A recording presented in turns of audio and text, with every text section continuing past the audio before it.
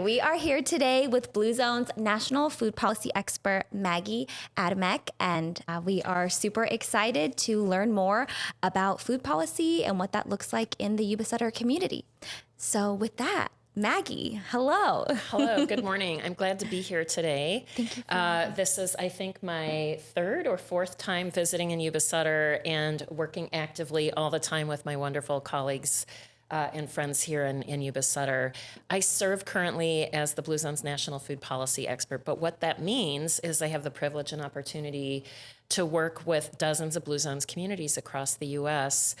on food and health related efforts. So I'm here this week in Northern California working with multiple Blue Zones communities in many ways, including time here today in Yuba Sutter. And the bulk of our time today will be working with your wonderful newly established Food Policy Council, but I'm happy to be here for this conversation too. Well, we are so happy to have you. And so tell us a little bit about Maggi. Sure. So I was mostly born and raised in Minnesota, which has, as you can imagine, a much shorter growing season than you all have here. My dad was born and raised on a family farm and grew up during the Depression. So neither of my grandparents spoke English as their first language. My grandpa only had an 8th grade education, and they were too poor to afford a tractor. So they plowed the fields with 2 big draft horses. So my dad grew up with plenty to eat, but no electricity and running water. And because it was a Bohemian Catholic family, we had dozens and dozens and dozens of cousins. And so all the funerals, all the weddings were on that side of the family, and everybody was a farmer. So I spent the summers on my grandfather's farm, and both of my dad's brothers were farmers. One farmed turkeys and the other farmed dairy cattle. And so I grew up spending a lot of time with my family, but in a rural setting. So agricultural communities are really familiar to me in terms of my family and cultural heritage. And then I also spent an awful lot of time in the kitchen with my mother and my grandmother, which is where I learned to cook and can. So I really had a very clear front row seat and deep engagement of where our food comes from, and why food, health, and agriculture are so important to people, to culture, and to communities, as well as just a basic need we have as human beings. So that's the fundamental of how I got involved in food systems. And in fact, the first food system issue I worked on, I had the opportunity when I was in college to work on the table grape boycott in support of farm workers here in California. So it felt like a natural extension of what was familiar to me growing up with a family who farmed, and a lot of that was manual labor, and really centered issues I care about: social justice, racial justice, economic empowerment, tied to the food system. So that was my very first foray into the food system. I've spent about 25 or more years doing that work in all kinds of communities: big cities, very remote rural areas, suburbs, and a lot of work in tribal nations as well. Oh, wow. Yeah. So when you say food systems, can you tell me what that means? Define that for me a little bit. For sure. I think people are really more familiar with the term food supply. So it's similar to that concept. And when we think of food supply, we think of the places where our food comes from. So I'll define food system first, and then let's talk a little bit about what we've learned collectively as a society from COVID, what the pandemic taught us about our food supply. Essentially what a food system is it's a term that covers everything from growing the food, to harvesting the food, to processing and cleaning the food, to putting it all together in a big enough amount to load it in a truck or a train or an airplane and get it to a grocery store, get it to an institution like a hospital food service, get it to a restaurant, get it to a Walmart, get it to a mom and pop corner market, get it to a gas station, get it to a vending machine.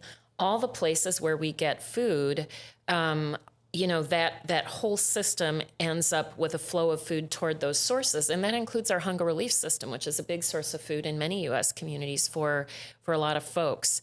And so what the food system essentially does is says, from growing it, to harvesting it, to aggregating it, to cleaning it, to packaging and processing it, to distributing it, to buying it, to preparing it, to eating it, to disposing of the waste. All of that's our food system. And there's a lot of factors along the way: policy, trade agreements, taxes, a variety of things. And then, of course, different scales of our food system. So we think here in Yuba Sutter feeds the world its bounty that is grown here in the valley.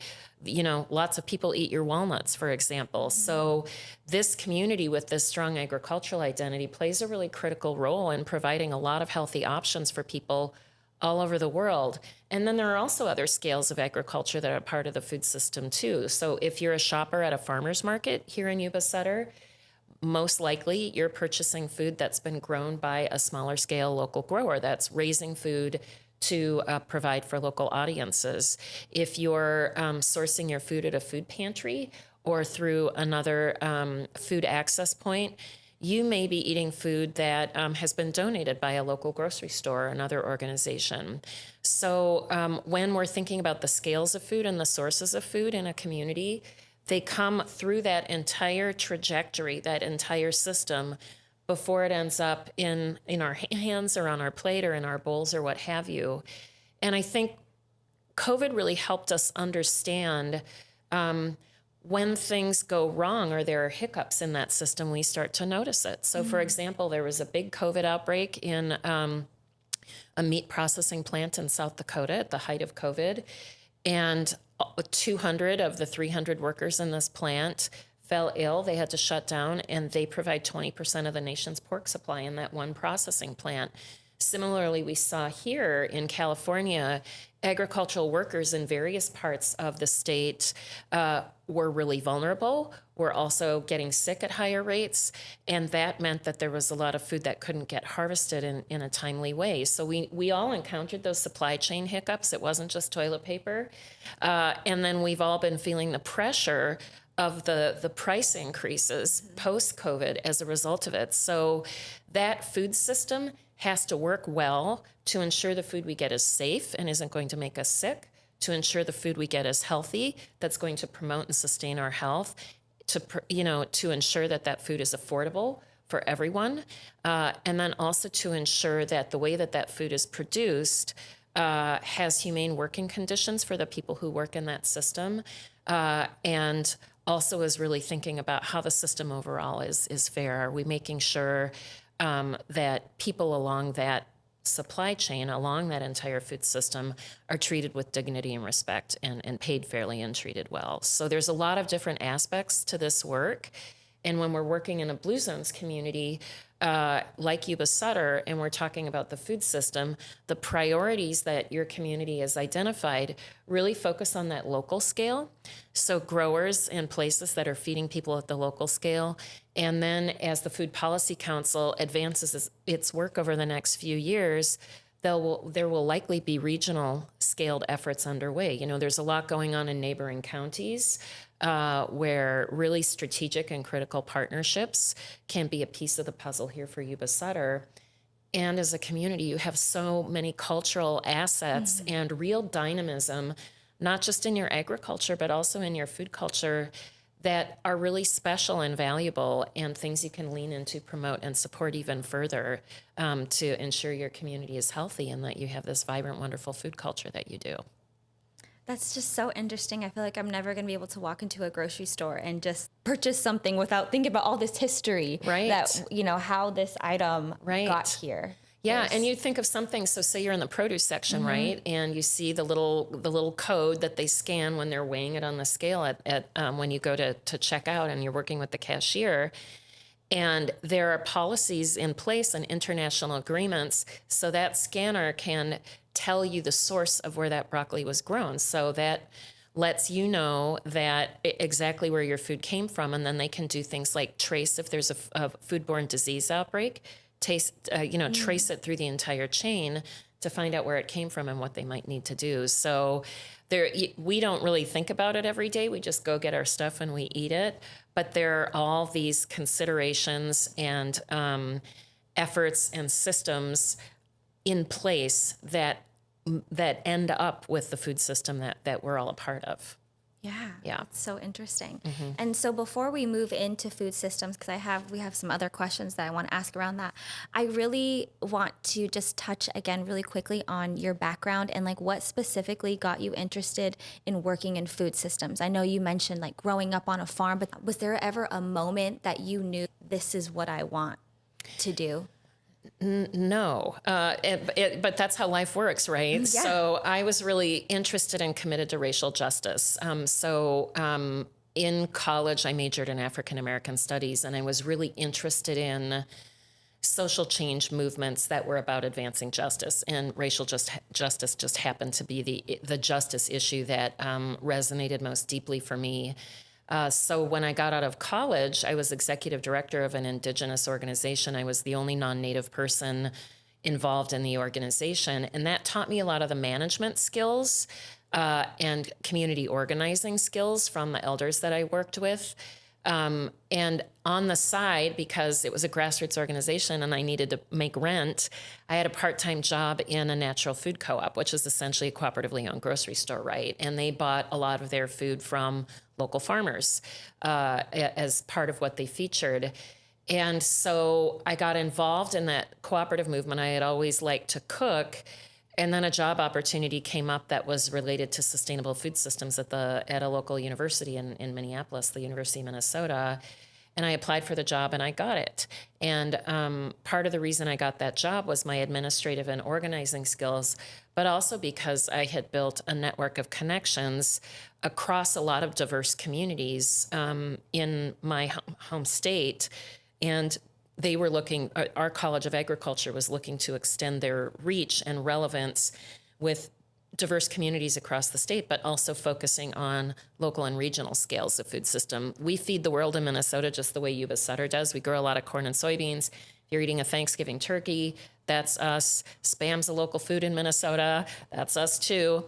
But we also grow, raise a lot of wild rice. And I always say in Minnesota, wherever the land gets hilly is where we grow the fruits and vegetables we actually eat in Minnesota, because wherever it's flat, we're growing corn and soybeans that go into the global commodity market. So it really was that commitment to community, and then my family background, and then just a luck of the draw that put me in that place. And then I had the opportunity, as the sort of U.S. food movement began to really take flight, I was just in the mix with a lot of other players like me across the U.S., and the W.K. Kellogg Foundation was supporting a lot of our work and helping us build national networks and national momentum. And so I've been doing that ever since. I've been doing it a long time. And it just felt right because it converged my commitment to justice. It converged my interest in methods for effective organizing and social change.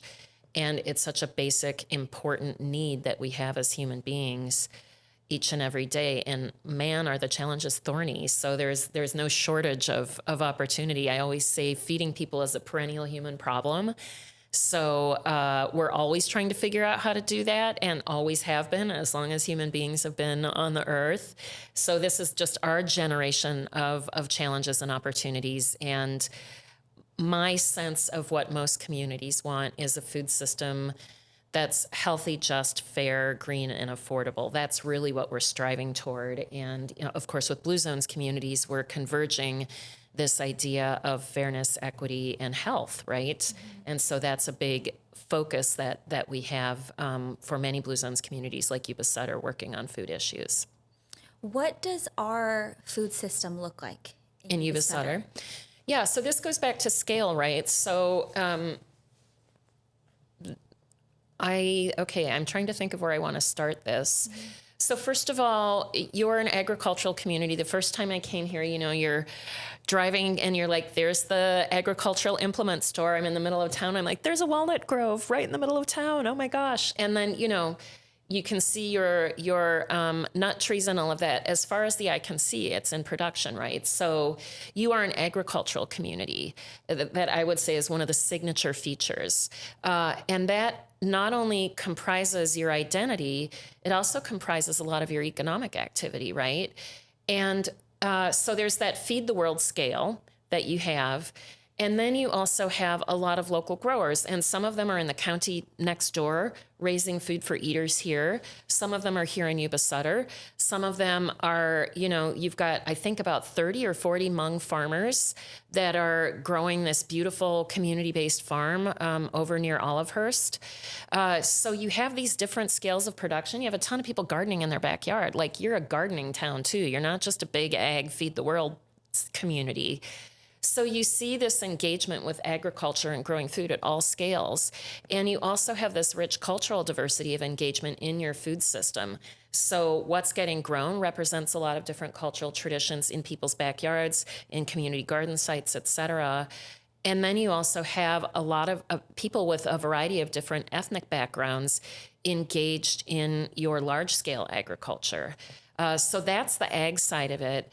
And I was so inspired and excited by the dynamism of your food culture. And I think my impression as a visitor and an outsider was it's so much a part of who you are, you don't even really notice it. Everybody's engaged with it, but you don't really notice it. And you have these incredible restaurants and these incredible grocery stores, these incredible cooks, whether they're home cooks or they own a restaurant, food trucks, you name it. There's a lot going on here, and there's even more you could do to uplift and center and celebrate that as part of your community identity, not just the agricultural part, right? And then my other observation is, unlike every single community literally I've ever worked in across the United States and Canada, and that's a lot, you have more infrastructural assets that can be used to feed your community than any community I've ever seen. You've got a lot of cold storage and refrigeration space. You've got a lot of refrigerated trucks. You have a lot of organizations who have spare space and this culture of collaboration that's also just sort of baked into who Yuba Sutter is. And so typically when I'm working in communities, I'll say, you don't have this piece of infrastructure, you need that piece of infrastructure. You would really benefit from this. You don't have to do any of that because you already have an abundance of that type of infrastructure. It's about the strategic coordination and collaboration to make the most of what you already have as you think about what you want to do to ensure reliable access to affordable, healthy food for your whole community. So that food culture piece and that food infrastructure piece are knockouts, real, genuine knockouts that are super positive assets for the community. And then, I would say the other thing that's true of Yuba Sutter, which is true of many California communities I work in, is that it costs a lot to live in California. And we know, especially over the last 2 years, as we've seen increases in housing prices, we've seen increases in food prices, we've seen increases in utility costs, people's ability to meet their basic needs is really challenged right now all over our country and in California in particular. And so as food prices get elevated, more and more people need support from food assistance programs. Mm-hmm. And food assistance programs are also experiencing those same price shocks as your regular consumers. So they're seeing more demand. Their budgets aren't getting any bigger. And there's been this cliff effect after COVID where there was funding and programs available as people had lost their jobs just to make sure everybody was okay. Those programs have sunsetted as the pandemic has waned. And so one of the things we're seeing in Yuba Sutter, too, is an increase in that kind of demand and need and the challenges associated with trying to address that rise in need. So that's not a situation that's unique to Yuba Sutter, but it's definitely something that you're encountering. So there's a lot of really great things going on. There are always needs you have to try to address. And there are opportunities, right? And so through the Blue Zone, my work with the Blue Zones Project and your newly formed Food Policy Council, you've got these wonderful partnerships with nonprofit organizations, with local anchor institutions like your school system, like your healthcare system. A lot of these large community-based organizations or community-serving anchor institutions, the default position is partnership.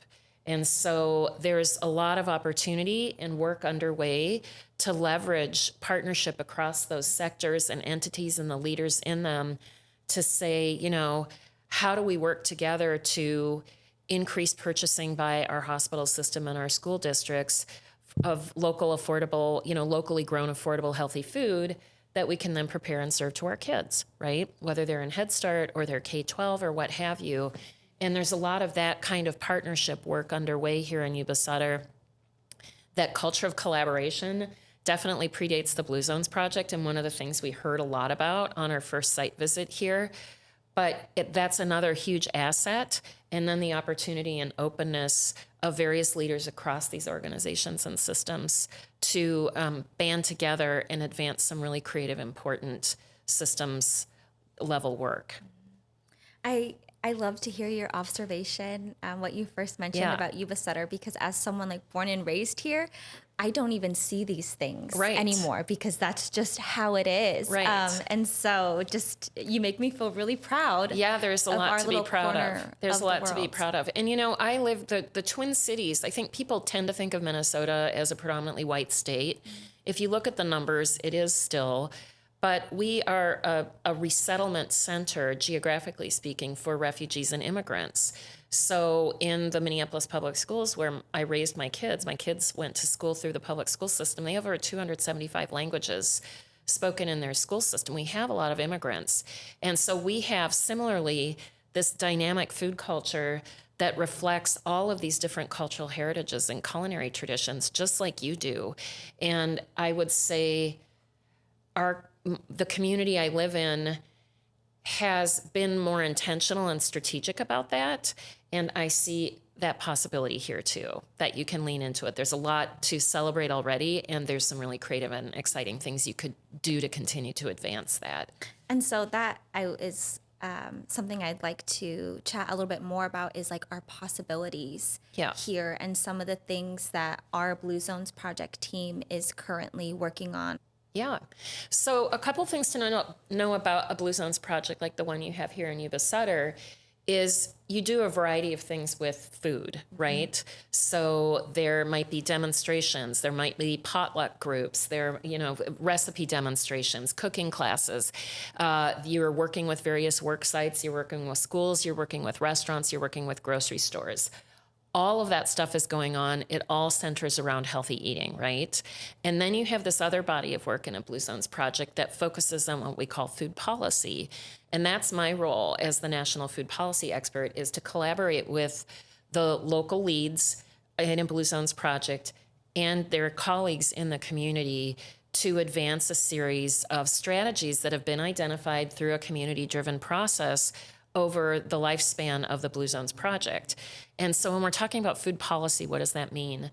It means changes to policies, to systems here in the community, and to environments where people spend time that ensure that people have better access to affordable, healthy options in all the places they spend time in the community, and access to unhealthy food and beverages, because beverages like soda, sugar-sweetened beverages, we know are one of the key contributors to diet-related diseases. So it's not just what we eat, it's also the beverages that we're drinking. And that's not just soda and Monster drinks. That's also, I was, getting coffee this morning, and it's also those big, yummy, delicious, rich drinks that are also sweet. But these policy systems and environmental changes that a local Blue Zones project advances, and with that focus on food and healthy beverages, is about ensuring that in any setting you spend time in the community, where you work, where you live, where you learn, where you play, you have easy access to healthy choices. So the healthy choice is the easy choice, no matter where you are in the community, and it's also the affordable choice. And so one thing we know from the evidence or from research is that if you construct an environment that prompts people or nudges people to make healthy choices, they're more likely to make healthy choices than if I call you and I give you 8 weeks of one-on-one nutrition coaching. What we found is at a population scale, people are likely to make those healthy choices if the contexts they're in reflect and support those healthy choices, right? So in our toolbox, we've got food policy. And what that means is that can be procedures, practices, it can dictate certain policies. And the thing that's cool in my mind about food policy is that policies around food happen in all kinds of organizations. not just a local unit of government. There's a lot of amazing policy around food and agriculture that your county board of supervisors can enact, that your city council can enact, but also your school districts can enact those. Institution of higher education, like a community college, can do that. A healthcare system or a hospital can also do that. A hunger relief system can also do that. So one of the things that's really powerful about food systems work is you can work with a variety of organizations and systems to promote healthy policy oriented strategies in all of these different settings and places, which is actually what we're doing here in Yuba Sutter with your Blue Zones project. So one of the strategies at your summit, your food policy summit, which was now, I think, 2 years ago, it was a number of community leaders who came together, heard about what we had learned about Yuba Sutter's food system, much of which they had told me and my team. So we learned from the experts here locally and just kind of held up the mirror and said, okay, here's the composite picture. This is what you shared with us, plus some data.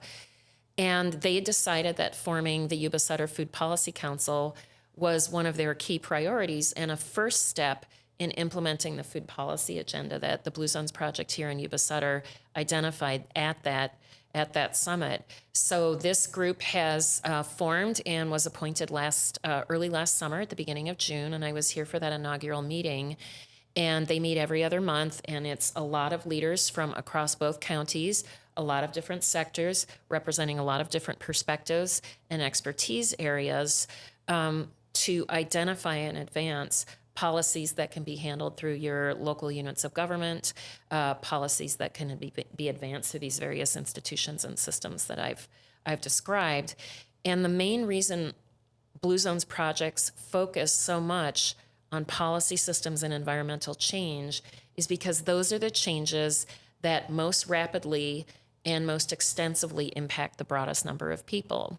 A reach one, teach one approach takes a really long time if you're trying to change systems and transform food environments in your entire community, whereas policy efforts are designed to make an impact at a scale that impacts a lot of people all at once. And there's a wonderful track record all over the United States, hundreds and hundreds of food policy councils at local, regional, and state levels, dozens of them in California.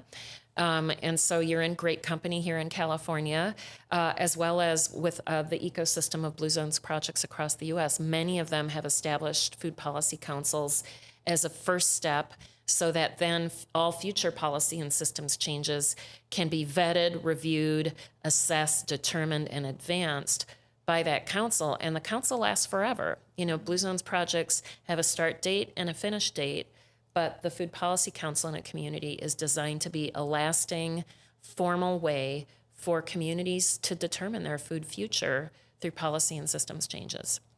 So what does a healthy food system look like in a community? Maybe some examples from other Blue Zones project communities that you worked with that maybe would be applicable or look good here in Yuba Sutter. Yeah.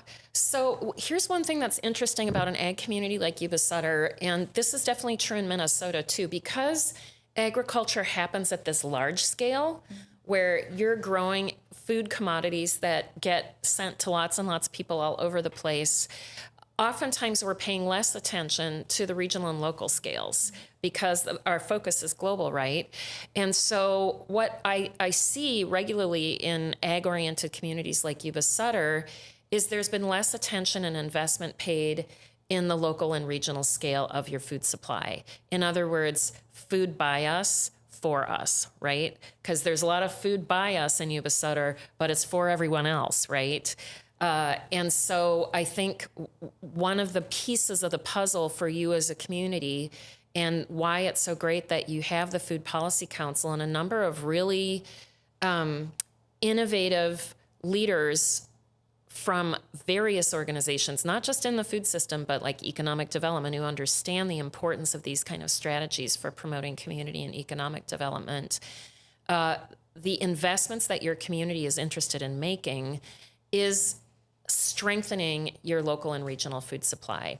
And that includes food infrastructure, that includes food culture, that includes local supply chains, so farmers growing food around the region that will be distributed, prepared, consumed here, whether it's by individuals at a local farmers market or, or it's in a system like your school district that's purchasing from local farmers. And then the kids who attend that school are the ones that are eating that delicious, healthy food. So the focus here in Yuba Sutter is really on strengthening the infrastructure that you need to purchase food from local farmers and get it into primarily local institutional markets like your healthcare system, like school districts, like local restaurants. That benefits local farmers, and the freshest food ends up on people's plates here, which also has, positive health implications. The second thing is really leaning into the food culture you have, but starting to see it through a different lens. How is this a driver for innovation and economic growth in our community? Which builds off of what you already have, which is an amazing array of assets that serves the cultural needs of your diverse community. But, for example, we have a culinary leader in the Twin Cities where I live, Ye Vang, who's a trained chef and is Hmong, and we have a large Hmong population in Minnesota. And he has introduced Hmong food, the palate of Hmong people, to the Twin Cities. He's got pop-ups, he's got food trucks, he's got a restaurant, he's a culinary personality and leader. And now people, the larger population in the Twin Cities, not just the Hmong community, are now starting to see this as one of the culinary backbones of our community. And he's leading the way in the recognition for Hmong cuisine, which means a lot of our vendors at our farmers markets in the Twin Cities are Hmong. So all kinds of people are buying Hmong ingredients because the vendors will sell like the cucumbers that everybody wants, but a lot of people don't know what to do with bitter melon. Mm-hmm. Now they do. And so it's expanding our culinary identity and becoming it's a culinary engine for community identity and economic growth.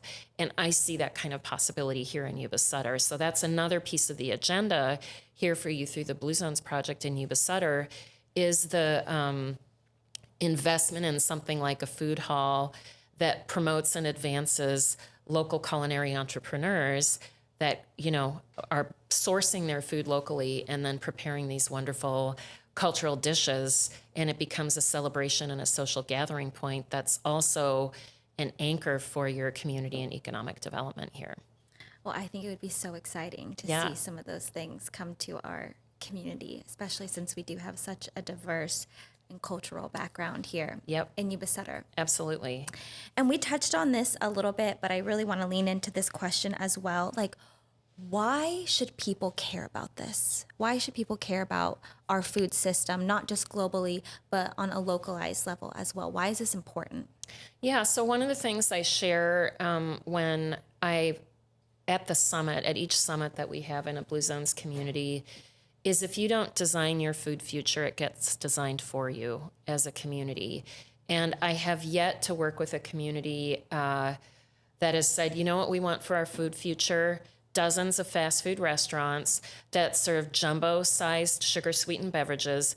Everything is deep fried and leads to a 65% rate of diet-related chronic disease for our community. No one ever says that.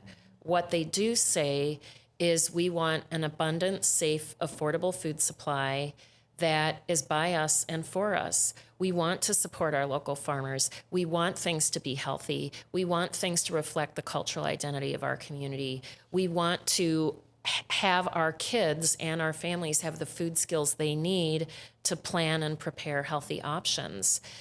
So communities have very, very similar visions for what they want their food system to look like and what they want their food supply to be. And they know that what you put in your mouth has a long-term effect on your health. And we need to design systems that provide that food that they want. And one of the things that Blue Zones really focuses on is a particular scale of change, right? So the interventions or the strategies that a Blue Zones project will advance during the project are always scaled at the local level. What are the things that we can do as a community? What are the assets and opportunities? What are the barriers and needs? And then what are the strategies that help us advance these opportunities and address these needs through the systems that are a part of our community and through the strategies that we know will work for us. And there's a whole lot of strategies that we do know work. We don't just make this up every day and go for it. There's been a lot of thoughtful people in communities all over the US who've looked at how you design a local food supply to ensure the best possible health outcomes for everybody in the community. And that can be anything from making sure everybody in your community who's eligible for federal food assistance programs like SNAP, make sure they're enrolled and that they can stay enrolled. That's a federal program, but it's something that you can address at a local level. And then there's also wonderful things locally that are just a part of the fabric of the community that you can lift up and strengthen and expand and advance, right? So that can be everything from raised bed gardens in a domestic violence shelter, like you have here in Yuba Sutter, where people are learning how to garden, they're raising those foods, they're learning how to prepare them, they're eating them. Not only is it nourishing them, it's equipping them with those healthy food skills that they will have for the rest of their lives. So there's a whole continuum of things that you can do, and it's really important for communities to decide that their food future matters, because it's absolutely essential to your long-term health as a community, right? And when you look generally in the US, about 2/3 of Americans every day purchase and eat food that was prepared outside their home, right? There's a lot of us are not making and eating all of the food that we're eating. A lot of us are buying prepared foods or what have you. And that means the environments where we get that food need to be featuring healthy foods, because we have a serious problem with diet-related disease in our society. The top 3 causes of death in our society are related to what we eat. And that is completely under our control if we're proactive and strategic about it. What can people do that are maybe listening to this that are not part of our food policy council? Just your average old me, mom, who wants to contribute to a healthy food system in our community. What could someone do? Yep. So there's a few ways to do that. You can do that as an eater, right? And you can do that as a leader. Okay. So as an eater, what you can do is continue to build your knowledge about what healthy eating entails. But when you ask people what's healthy, most people have a general sense. They know that beans are good for you. They know that whole grains are better for you than white bread, for example. They know that fruits and vegetables are good for you. They know that too much soda isn't good for your health. So when you really talk to people, there's a strong basis, I would say, of shared knowledge about what is and isn't healthy. What I would say for folks that are stretched thin resource-wise, make sure that you're interacting with the food access sources in your community, like food pantries. For example, you can go to the Salvation Army. If you're enrolled in WIC, you can talk to them and you can get some other referrals to other food sources in the community. If you're a senior or an elder in this community and you're having trouble making ends meet and you're not enrolled in SNAP, you're probably eligible for it. And all you have to do is ask at your food pantry or your local senior center, or even asking your doctor, and they can help refer you to the programs that you would be eligible for. And that puts more money in your pocket to purchase and prepare those healthy items that can sometimes be more costly. You know, oftentimes the cheaper food is less healthy. So those are some individual things you can do as an eater. As a leader, there's a lot of different things you can do. One easy way is to get informed. There's a lot of wonderful documentaries on healthy food, and that can be everything from Food Network reruns on preparing healthy food to documentaries on the food system. So that's another example of how you can do it. You can follow different healthy eating groups, including Blue Zones, on social media, whether it's the Blue Zones Project Yuba Sutter or it's the Blue Zones National website. They have a lot of really healthy recipes there that you can take, and you can learn from what other Blue Zones communities are doing. If you're interested in becoming more involved, there's a lot of ways to engage with the Blue Zones Project here, and they can slot you into some of those opportunities. And so I would ask you, how, if people are interested in that, how do they get in touch with the local Blue Zones Project to become more involved? Yes, you can follow us, of course, on our social media accounts at BZP Yuba Sutter. Visit our website, ys.bluezonesproject.com. And we have a lot of opportunities, as you mentioned before, whether it be cooking classes. We do a cooking demonstration every third Thursday of the month at our local library. And we would love to get people involved and educate on healthy eating. Sometimes it's a lot more simple than you think. I know Right. people think it has to be super expensive or super difficult, get overwhelmed by these healthy ingredients. And so we like to teach people that it's easier than you think. Yeah. Yep, that's right. I mean, I was a working mom and I was also in school. And so I'm from Minnesota, so we use crock pots. And so it's like put the beans with the onion and the epazote and the boiling water and salt the night before. In the morning, that was it, 2 minutes. And then the next morning, you've got wonderful hot beans that you can put salsa on and a delicious breakfast. And it takes 5 minutes or less of time, and it's really affordable. So simple, and delicious. Yep, simple Yeah. and delicious. Is there I love like quotes. Is there like a favorite quote that you have around food or around something that would be relative to this? I feel like that.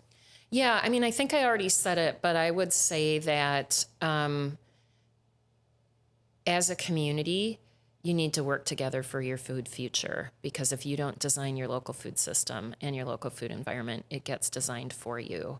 And it's not just that you're claiming power together over your food destiny as a community.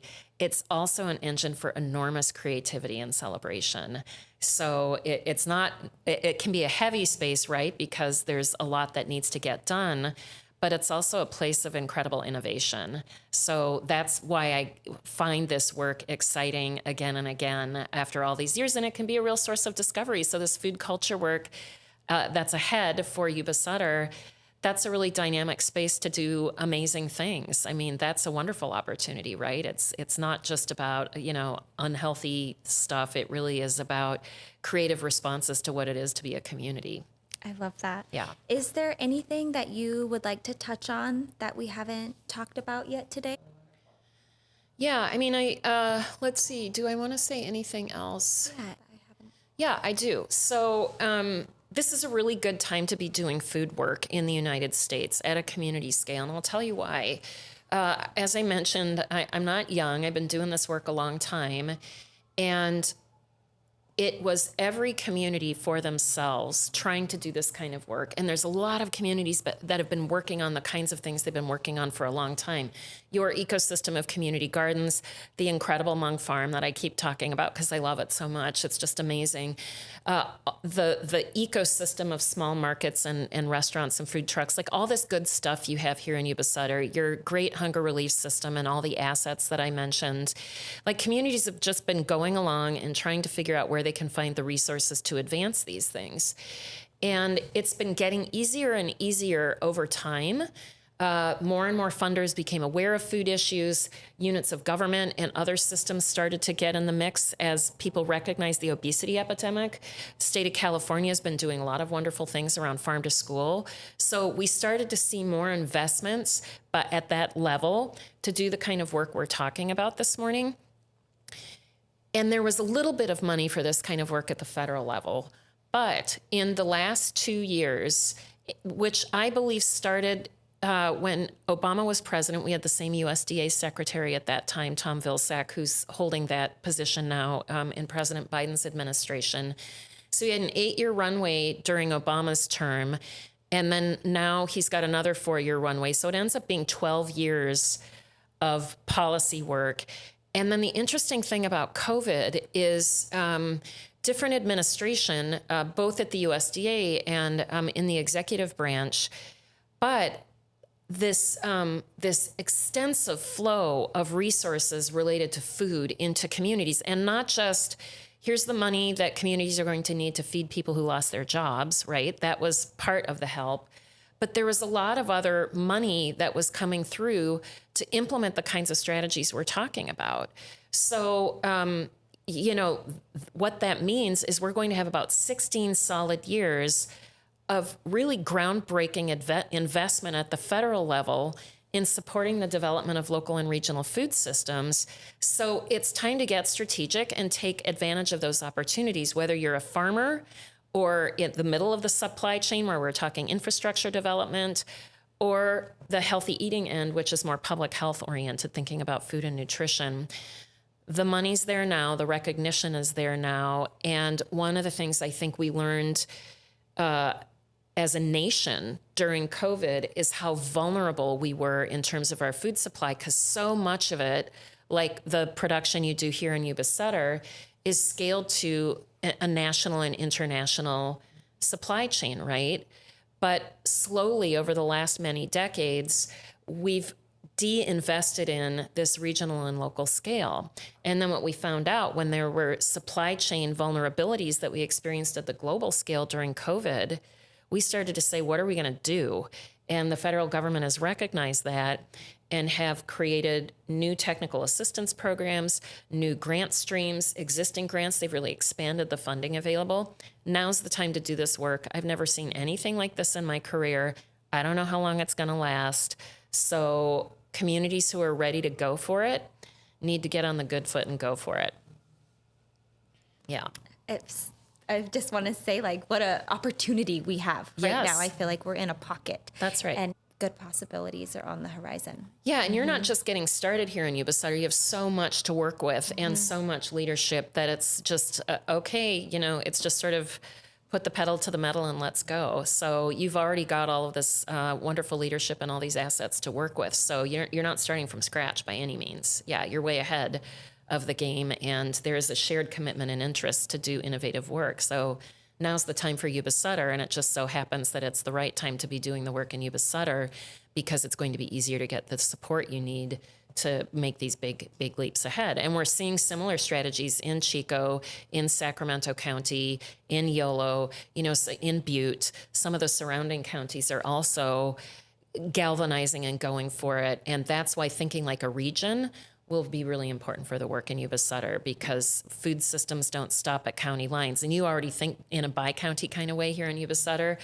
but you're also surrounded by a lot of other partners and prospects where that kind of strategic alignment can also help the vision that you have here for Yuba Sutter. Well, it sounds like we're in a really great place. Yeah. And we're really happy to have your expertise and knowledge and insight here in our community. And I can't wait to see what we're able to accomplish. I'm excited too. And it's just been a real privilege to work with the Food Policy Council. We have a meeting today that I'll be providing some facilitation support. And their strategic plan, which will be 3 to 5 years out, will identify several key strategies and priorities that council will be advancing for Yuba Sutter in coming years. And as that rolls out, more and more people in the community will be involved in helping make all of that happen. So I'm really looking forward to seeing what you do here. Me too. Yeah. Me too. Yeah. Well, thank you so much. Yeah, my pleasure.